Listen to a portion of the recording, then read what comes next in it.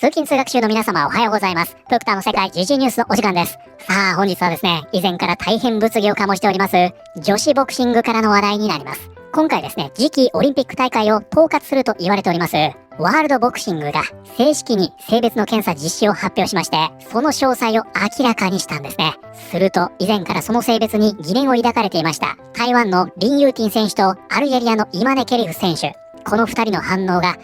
っきり分かれたというんですね。まあいよいよね、来る時が来たなという感じになっておりますが、本日は一体何が起きているのか詳しく見ていきたいと思います。この番組は海外のホットな時事ニュースをお届けします。通勤通学のともにちょうどいいチャンネルとなっていますので、ぜひチャンネル登録お願いします。さあそれでは本題です。こちらね、見えておりますが、このチャンネルでもね、この話題ずっと追ってきておりますが、パリ五輪ではね、大変物議を醸しました。こちらのアルジェリア、イマネ・ケリフ選手と台湾のリン・ユーティン選手、この2人に関しては以前の統括団体でした IBA から試合への出場資格を取り消されておりまして、これにより DSD 成分化疾患なのではないかとして非常に物議を醸していたんですね。そして今回この IBA が統括団体から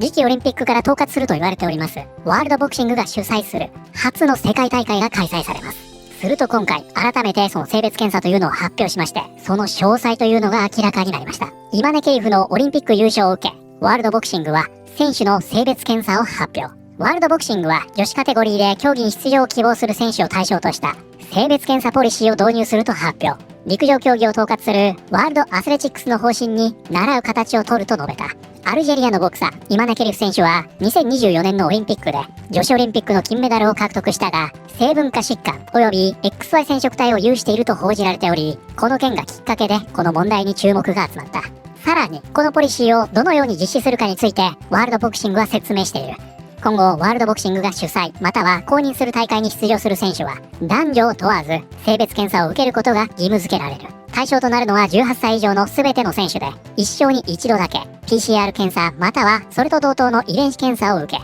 出生時の性別と出場資格を確認する必要があるとされている。ということで今回ですね、改めてこのワールドボクシングから今後ここが公認する大会には PCR 検査または遺伝子検査を受けて出生時の性別というのを明確にしなきゃいけませんよと、このようになったんですね。アウトキックがこれまでに報じたところによると、この検査は単純な綿棒での検査か採血で行われる。アメリカの民主党の政治家たちは一貫して恐怖を煽る戦術を使い、選手は侵襲的な検査やつまりは体にメスを入れたり器具を入れたりすることのことですね、正規検査を受けさせられることになると主張してきた。しかしワールドアスレティックスとワールドボクシングの手続きが示しているように、これは事実ではない。この基準を今の時点で設定することで、ワールドボクシングは2028年のオリンピックへの道を形作るだけでなく、今後全ての国際オリンピック連盟が選手資格をどう扱うかに影響を与える前例を作っている。そしてこちら NBC にもう少しね詳細が出ておりまして、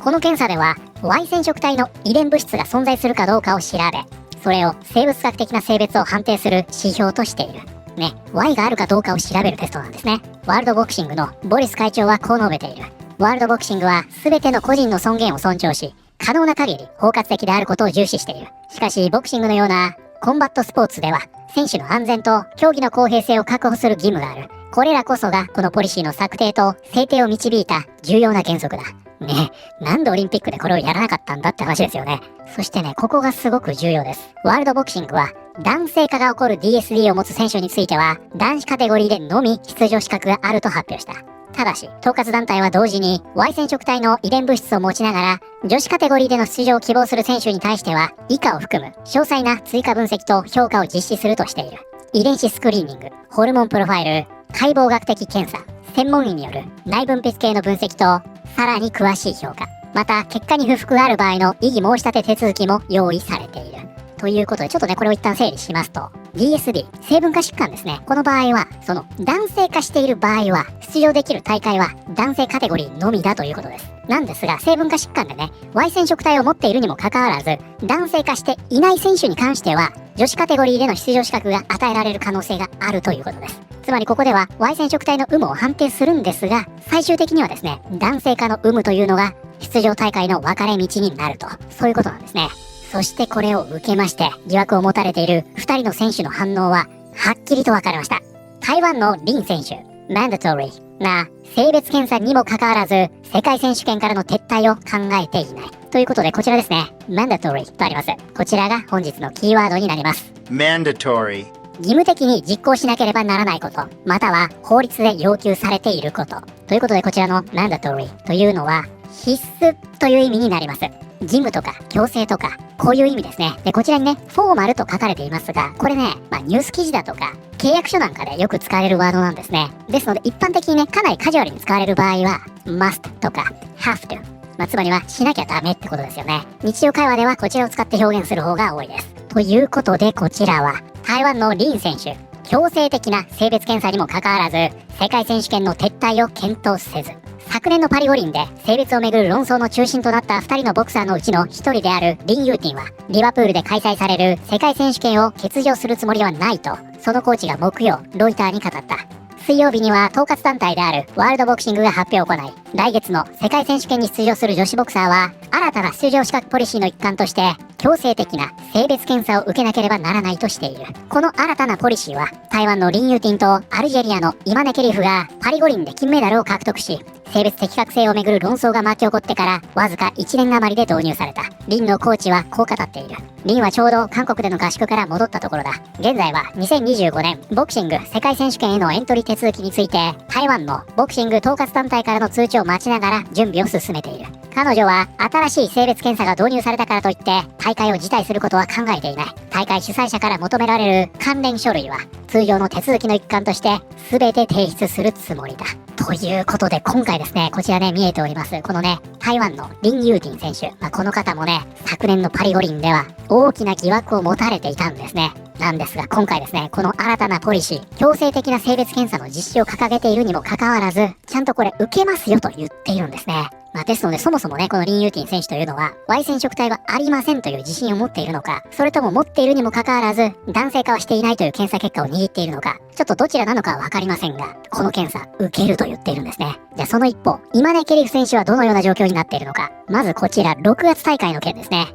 ケリフは6月にオランダで開催されたワールドボクシングの大会に出場する予定だったが、これね、ワールドボクシングが主催はしておりますが、世界大会という括りではなかったようです。同団体が性別検査導入の計画を発表した直後に出場を見送ることに決めた。ということで、このね、6月大会の時点では、性別検査自体はね、実施されてないんですよ。今後実施しますよとアナウンスがあったんですね。もうその時点で、イマネ・ケリフ選手は出場を取りやめてるんですね。そして来月ですね、9月の大会で初めてこの性別検査が実施されます。こちらね、イマネ・ケリフ選手どうなるのか書かれています。ケリフは来月、リバプールで開催される大会にはエントリーしておらず、アルジェリアはオリンピック金メダリストである彼女ではなく、別のウェルター級選手を派遣する予定だ。ということでですね、今回、ワールドボクシングは9月からね、正式に性別の検査を実施しますよとアナウンスしました。そしてこちらのね、リン・ユーティン選手は、ちゃんと検査を受けますと、今回このように発表しました。一方、こちらのイマネ・ケリフ選手は、9月の世界大会にも出場せず、アルジェリアは他の選手を派遣することにしていると。このように2選手の反応というのは、はっきり分かれるという形になっています。じゃあそのイマネ・ケリフ選手、この1年間試合には出場していないんですが、謎のキャンペーンを行っていると。これつい先日出た記事です。性別をめぐる論争の渦中にあるボクサー、イマネ・ケリフが1年以上リングに戻っていない中で、劇的な新ルックを披露。ケリフは金メダル獲得から1年の節目に合わせて意味深な投稿をした。オリンピック金メダル獲得から1周年にあたり、ケリフはインスタグラムに意味深な投稿をし、自身が直面している困難な時期について振り返った。今日、その勝利から1年が経った今、私は挑戦、沈黙、そして困難な時期を過ごしています。私は今でも信じています。すべての挫折はより強く立ち上がるための序章であり、真の強さは勝利の中だけにあるのではなく、あらゆる逆境に立ち向かい、耐え抜くことにあります。私はイマネ・ケリフ。昨日はチャンピオン、今日はしなやかに耐え抜き、明日は必ず戻ってくると決意しています。まだ私を信じてくれている全ての人へありがとう。そして決して諦めなかった自分自身にもありがとう。という形で、このね、写真を投稿しているのは自分のアカウントじゃないんです。とあるポッドキャスターで、司会者の方のアカウントで、この姿を披露したと。そして自分のアカウントで、この意味深なメッセージというのを発信したということなんですね。文面を見る限りね、やはり復帰は諦めていないんじゃないかなっていう気はしますが、皆さんどう感じましたか？で、現在ですね、このイマネ・ケリフ選手、引退するという噂がネットを駆け巡っておりまして、こちらもそうですね。そして、こちらもそうです。つまり検査を受けることができないから引退するようだと言われているんですが、これはね、現在明確に否定されています。ですので、それはね、ちょっと気をつけてくださいね。はい、ということで本日はですね、次期オリンピックのボクシング大会を統括すると言われておりますワールドボクシングが、今回新たに性別検査の内容というのを発表しまして、以前から物議を醸していました2人の選手の反応がはっ